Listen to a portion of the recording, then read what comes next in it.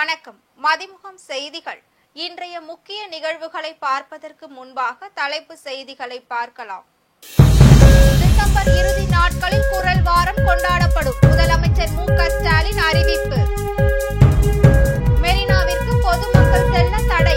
காவல் ஆணையர் அருண் அதிரடி உத்தரவு. உலக பிளிட் செஸ் சாம்பியன்ஷிப் போட்டி நாக் அவுட் சுற்றுக்கு இந்திய வீராங்கனை வைஷாலி தேர்வு. கன்னியாகுமரியில் திருக்குறள் கண்காட்சி துவக்கி வைத்தார் முதலமைச்சர் மு.க.ஸ்டாலின். வெற்றிகரமாக விண்ணில் பாய்ந்த PSLV-C 60 ராக்கெட் இஸ்ரோ தகவல். ஒவ்வொரு ஆண்டும் டிசம்பர் இறுதி நாட்களில் குரல் வாரம் கொண்டாடப்படும் என்று முதலமைச்சர் மு.க.ஸ்டாலின் தெரிவித்துள்ளார். கன்னியாகுமரியில் உள்ள திருவள்ளுவர் சிலை வெள்ளி விழா சிறப்பு மலரை முதலமைச்சர் மு.க.ஸ்டாலின் இன்று வெளியிட்டார். அதனை துணை முதலமைச்சர் உதயநிதி ஸ்டாலின் அமைச்சர்கள் பெற்றுக் கொண்டனர். இதனைத் தொடர்ந்து நிகழ்ச்சியில் பேசிய அவர், திருவள்ளுவர் சிலையை சுற்றுலா பயணிகள் பார்த்து பயனடைவதற்காக படகு சவாரிகள் மேம்படுத்தப்பட்டு அவற்றிற்கு பெருந்தலைவர் காமராஜர், மார்ஷல் நேசமணி மற்றும் GU போப் என பெயர் சூட்டப்பட்டுள்ளதாக தெரிவித்தார்.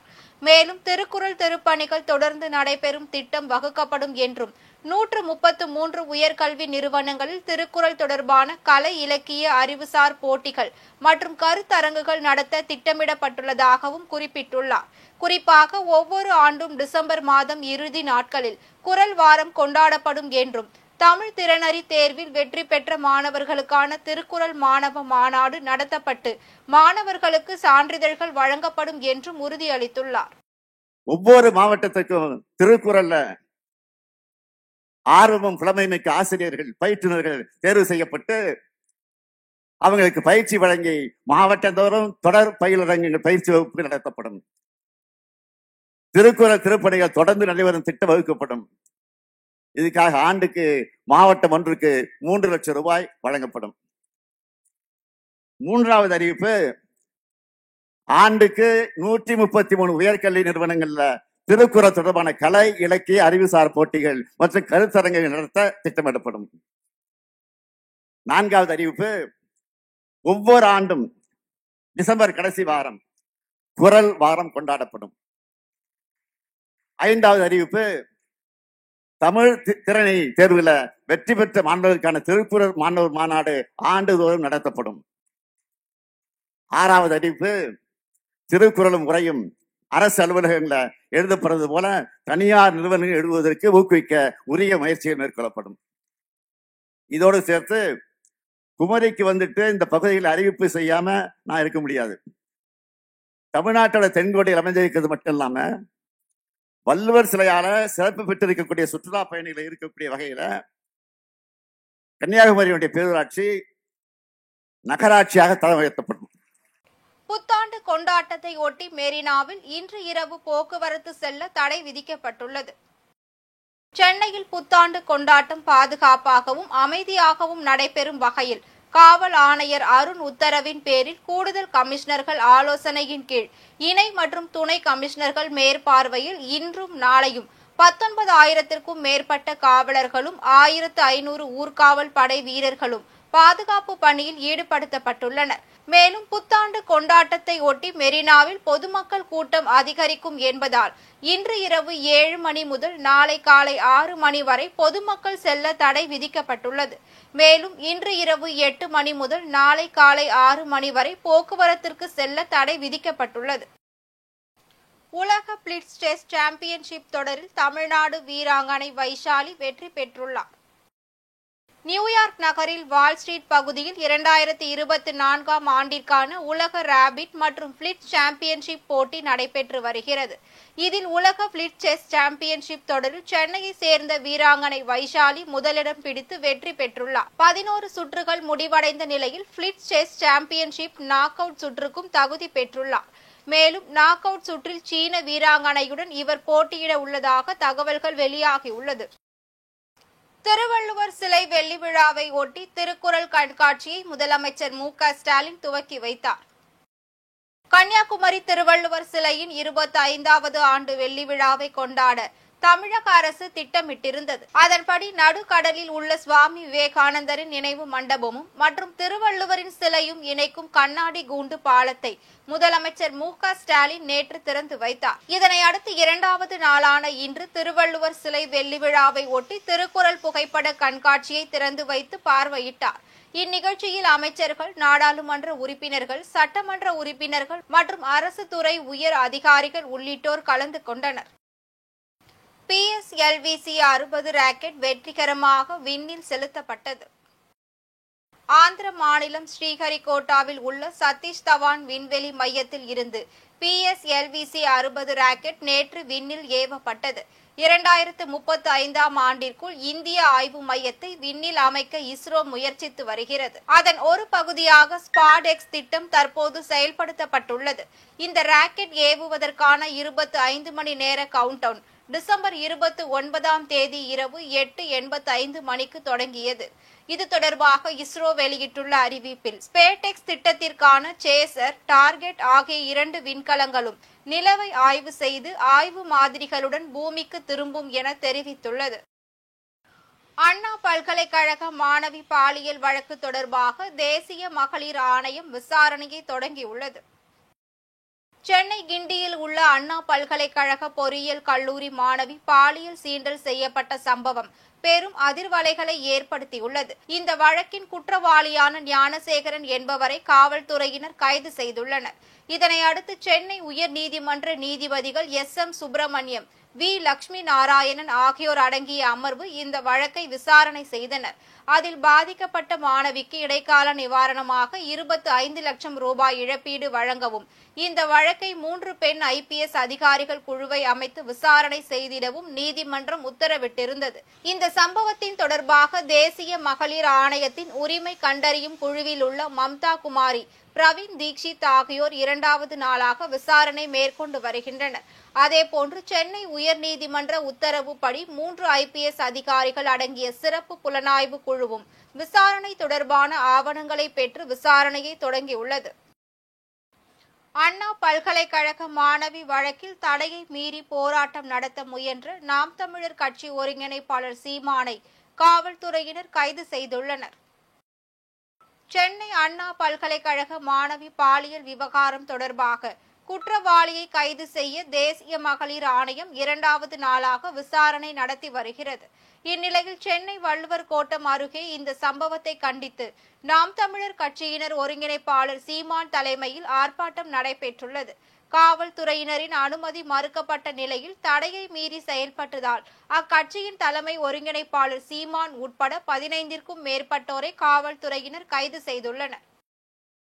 அண்ணா பல்கலைக்கழக விவகாரத்தில் IPS படித்த அண்ணாமலை சாட்டையால் அடித்துக் கொண்டது கோமாளித்தனம் என இந்து முன்னேற்ற கழகத்தின் மாநில தலைவர் கோபிநாத் விமர்சித்துள்ளார். திருப்பூரில் அனுமன் ஜெயந்தி விழா இந்து முன்னேற்ற கழகத்தின் நிறுவன தலைவர் வழக்கறிஞர் கோபிநாத் தலைமையில் நடைபெற்றது. இந்த நிகழ்ச்சியில் பல்வேறு இந்து அமைப்புகளை சேர்ந்த தலைவர்களும் மடாதிபதிகளும் கலந்து கொண்டனர். இதனைத் தொடர்ந்து செய்தியாளர்களிடம் பேசிய அவர், அண்ணா பல்கலைக்கழக மாணவி விவகாரத்தில் சம்பந்தப்பட்ட நபரை கைது செய்து தமிழக அரசு புலன் விசாரணை மேற்கொண்டு வருகின்றனர். இந்நிலையில் பாஜக மாநில தலைவர் அண்ணாமலை IPS படித்துவிட்டு சாட்டையால் அடித்துக் கொள்வது கோமாளித்தனம் என விமர்சித்துள்ளார். மேலும் கல்லூரிகளில் குற்ற சம்பவங்களை தடுக்கும் வகையில் அதிகப்படியான கேமராக்களை பொருத்த வேண்டும் என்றும் அவர் கோரிக்கை விடுத்துள்ளார். மேலும் அண்ணா யூனிவர்சிட்டி மாணவியோடைய வழக்கு ரொம்ப கேவலமானது. இதை நான் போலீஸெல்லாம் நான் குறை சொல்ல விரும்பல. திஸ் இஸ் நாட், ஏன்னா ஒரு வழக்கறிஞர் என்பதால இது ஒரு விபத்து மாதிரி நடந்திருக்குது. ஆனால் அதை சரியான முறையில் காவல்துறையினர் புலன் விசாரணை செய்யணும். அதற்கு அரசாங்கம் அவங்களுக்கு அனுமதி கொடுக்கணும். நம்ம கனிமொழி அவர்கள் மணிப்பூர் மாநிலத்தில ஒரு பெண் கற்பழிக்கப்பட்டதுக்கு மெழுகுவர்த்தி எடுத்துட்டு போனாங்களே, எங்க அண்ணா யூனிவர்சிட்டியில மெழுகுவர்த்தி எங்க கடையில விற்கலையா, இல்ல அவங்க வாங்குவதற்கு தயாராக இல்லையா? அதனால ஒரு கண்ணில் சுண்ணாம்பும் ஒரு கண்ணில் வெண்ணையும் வைத்து தமிழர்களையும் இந்துக்களையும் ஆளுங்கட்சியா இருந்தாலும் சரி எந்த கட்சியும் ஏமாற்ற வேண்டாம் என்பதை நான் தெரிவித்துக் கொள்கிறேன். மயிலாடுதுறையில் மாணவிகளுக்கு புதுமை பெண் திட்டத்தின் கல்வி உதவித் தொகையை மாவட்ட ஆட்சியர் மகாபாரதி வழங்கினார். தமிழகத்தில் அரசு உதவி பெறும் பள்ளிகளில் பயின்ற மாணவிகளுக்கு புதுமை பெண் திட்ட விரிவாக்கத்தை முதலமைச்சர் மு.க.ஸ்டாலின் துவக்கி வைத்தார். இதைத் தொடர்ந்து மயிலாடுதுறை மாவட்டத்தில் ஞானாம்பிகை அரசினர் மகளிர் கலை கல்லூரியில் மாவட்ட ஆட்சியர் மகாபாரதி 2161 மாணவர்களுக்கு கல்வி உதவித் தொகைக்கான காசோலையை வழங்கினார். இதில் சட்டமன்ற உறுப்பினர்கள் நிவேதா முருகன், பன்னீர்செல்வம் மற்றும் உள்ளாட்சி அமைப்புகளின் பிரதிநிதிகள் உட்பட பலர் கலந்து கொண்டனர். தமிழக வெற்றிக் கழக பொதுச் செயலாளர் புஷி ஆனந்த் கைது செய்யப்பட்டதை கண்டித்து சாலை மறியலில் ஈடுபட்டோரை காவல்துறையினர் கைது செய்துள்ளனர். அண்ணா பல்கலைக்கழக மாணவி விவகாரத்தில் தமிழக வெற்றிக் கழக தலைவர் விஜய் எழுதிய கடிதத்தை விநியோகம் செய்ததால் நேற்று பெண் நிர்வாகிகள் மற்றும் பொதுச் செயலாளர் புஷி ஆனந்தை காவல்துறையினர் கைது செய்து சில மணி நேரத்திலேயே விடுவிக்கப்பட்டனர். இந்நிலையில் இன்று மயிலாடுதுறை பழைய பேருந்து நிலையம் அருகே மாவட்ட தலைவர் குட்டி கோபி தலைமையில் சாலை மறியல் போராட்டத்தில் ஈடுபட்ட கட்சி நிர்வாகிகளை காவல்துறையினர் கைது செய்து தனியார் திருமண மண்டபத்தில் அடைத்துள்ளனர். அதேபோல் வேலூர் மாவட்டத்தில் தமிழக வெற்றிக் கழக மாவட்ட தலைவர் வேல்முருகன் தலைமையில் பொதுச் செயலாளர் புஷி ஆனந்த் கைது செய்யப்பட்டதை கண்டித்து சாலை மறியல் போராட்டத்தில் ஈடுபட்டனர். இதனால் 1 மணி நேரத்திற்கும் மேலாக போக்குவரத்து பாதிக்கப்பட்டது. அண்ணா பல்கலைக்கழக மாணவி பாலியல் வழக்கில் ஆர்ப்பாட்டத்தில் ஈடுபட்ட அதிமுக முன்னாள் அமைச்சர்களை காவல்துறையினர் கைது செய்துள்ளனர். பெண்களுக்கு எதிரான பாலியல் சீண்டல்களில் ஈடுபட்டவர்கள் மீது அரசு தக்க நடவடிக்கை எடுக்க வலியுறுத்தி நாமக்கல் மாவட்ட ராசிபுரம் புதிய பேருந்து நிலையம் அருகே அதிமுக முன்னாள் அமைச்சர் தங்கமணி மற்றும் அமைச்சர் சரோஜா உள்ளிட்ட 700க்கும் மேற்பட்ட கட்சியினர் கலந்து கொண்டு கோஷங்கள் எழுப்பி ஆர்ப்பாட்டத்தில் ஈடுபட்டனர். இது குறித்து தகவல் அறிந்து வந்த காவல்துறையினர் முன்னறிவிப்பின்றி ஆர்ப்பாட்டத்தில் ஈடுபட்டதற்காக கைது செய்து தனியார் திருமண மண்டபத்தில் வைக்கப்பட்டுள்ளனர். வாலாஜா அருகே உறவினரை கொலை செய்த நபரை காவல்துறையினர் கைது செய்து வேலூர் மத்திய சிறையில் அடைத்தனர். ராணிப்பேட்டை மாவட்டம் வாலாஜா ஒத்தவாடை தெருவை சேர்ந்தவர் பாபு மற்றும் அருண் பாண்டியன் தனது ஒரே குடும்பத்தினருடன் ஒரே வீட்டில் வசித்து வந்துள்ளனர். இந்நிலையில் இவர்கள் இருவருக்கும் இடையே சொத்து தகராறு பிரச்சனை ஏற்பட்டுள்ளது. இதில் இருவருக்கும் இடையே மோதல் முற்றிய நிலையில் அருண் பாண்டியன் பாபுவை தாக்கியுள்ளார். இதனால் மருத்துவமனையில் சிகிச்சைக்காக அனுமதிக்கப்பட்டிருந்த பாபு சிகிச்சை பலனின்றி உயிரிழந்துள்ளார். இதனையடுத்து அருண் பாண்டியனை காவல்துறையினர் கைது செய்து சோளிங்கர் நீதிமன்றத்தில் ஆஜர்படுத்தி வேலூர் மத்திய சிறையில் அடைத்தனர். வன்னிய மக்களுக்கு உதவாத வன்னியர் நல வாரியத்தை தமிழக அரசு கலைக்க வேண்டும் என வன்னிய குல சத்திரிய மகா சங்கத்தினர் கோரிக்கை விடுத்துள்ளனர். வன்னிய குல சத்திரிய மகா சங்கமம் சென்னை 136வது ஆண்டு பொதுக்குழு கூட்டம் மற்றும் நலத்திட்ட உதவிகள் வழங்கும் விழா சென்னை தண்டையார்பேட்டை சங்கத்தின் தலைவர் முன்னாள் சட்டமன்ற உறுப்பினர் பலராமன் தலைமையில் நடைபெற்றது. இந்நிகழ்ச்சியின் சிறப்பு அழைப்பாளராக பங்கேற்ற சென்னை உயர்நீதிமன்ற வழக்கறிஞர் சுதா ராமகிருஷ்ணன் மற்றும் மயிலாடுதுறை எம்பி கலந்து கொண்டு சிறப்புரை ஆற்றினர். இதில் சாதிவாரி கணக்கெடுப்பு உட்பட 9 தீர்மானங்கள் நிறைவேற்றப்பட்டுள்ளது. மேலும் வன்னிய மக்களுக்கு உதவாத வன்னியர் குல நல வாரியத்தை தமிழக அரசு கலைக்க வேண்டும் என்றும் கோரிக்கை விடுத்துள்ளனர். இதில் வன்னிய குல சத்திரிய மகா சங்கத்தின் பொறுப்பாளர்கள் மற்றும் மகளிர் அணி பொறுப்பாளர்கள், செயற்குழு உறுப்பினர்கள் மற்றும் பொதுமக்கள் என பலரும் கலந்து கொண்டனர். இன்றைய தங்கம் வெள்ளி விலை வழங்குவோர் அட்டிகா கோல்ட் கம்பெனி. சென்னையில் 22 கேரட் ஆபரண தங்கத்தின் விலை சவரனுக்கு 320 ரூபாய் குறைந்து 56,880 ரூபாய்க்கு விற்பனை செய்யப்படுகிறது. ஆபரண தங்கம் கிராமிற்கு 40 ரூபாய் குறைந்து 7,110 ரூபாய்க்கு விற்பனை செய்யப்படுகிறது. வெள்ளியின் விலை கிராமிற்கு 1 ரூபாய் 90 காசுகள் குறைந்து 98 ரூபாய்க்கும் 1 கிலோ வெள்ளியின் விலை 98,000 ரூபாய்க்கும் விற்பனை செய்யப்படுகிறது. தென்கொரியாவில் பதவி நீக்கம் செய்யப்பட்ட அதிபரை கைது செய்ய அந்நாட்டு நீதிமன்றம் உத்தரவு பிறப்பித்துள்ளது. தென்கொரிய அதிபராக செயல்பட்டு வந்த யூன் கக் இயோல் கடந்த 3ஆம் தேதி அந்நாட்டில் அவசர நிலையை பிரகடனப்படுத்தியுள்ளார். இந்த அறிவிப்பிற்கு எதிர்க்கட்சிகள் கடும் கண்டனம் தெரிவித்திருந்த நிலையில் பொதுமக்களும் போராட்டத்தில் ஈடுபட்டுள்ளனர். இதனை அடுத்து அவசர நிலை உத்தரவை அதிபர் திரும்ப பெற்றுள்ளார். இதற்கிடையில் அவரை பதவி நீக்கம் செய்ய வலியுறுத்தி வாக்கெடுப்பின் மூலம் தீர்மானம் நிறைவேற்றப்பட்ட நிலையில் அதிபர் சுக் இயோல் பதவி நீக்கம் செய்யப்பட்டுள்ளார். மேலும் அதிகாரத்தை தவறுதலாக பயன்படுத்தி நாட்டில் அவசர நிலையை பிரகடனப்படுத்தியதற்காக அவரை கைது செய்து செய்திட அந்நாட்டு நீதிமன்றம் உத்தரவு பிறப்பித்துள்ளது. மீண்டும் தலைப்புச் செய்திகள்.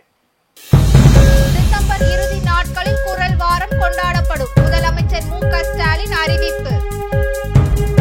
மெரினாவிற்கு பொதுமக்கள் செல்ல தடை. காவல் ஆணையர் அருண் அதிரடி உத்தரவு. உலக பிளிட் செஸ் சாம்பியன்ஷிப் போட்டி நாக் அவுட் சுற்றுக்கு இந்திய வீராங்கனை வைஷாலி தேர்வு. கன்னியாகுமரியில் திருக்குறள் கண்காட்சி துவக்கி வைத்தார் முதலமைச்சர் மு.க.ஸ்டாலின். வெற்றிகரமாக விண்ணில் பாய்ந்த PSLV-C-60 ராக்கெட் இஸ்ரோ தகவல். இத்துடன் செய்திகள் நிறைவடைந்தன. மீண்டும் செய்திகள் இரவு 8 மணிக்கு. மேலும் செய்திகளை தெரிந்து கொள்ள மதிமுகம் பிரைம் யூடியூப் தளத்தில் இணைந்திருங்கள்.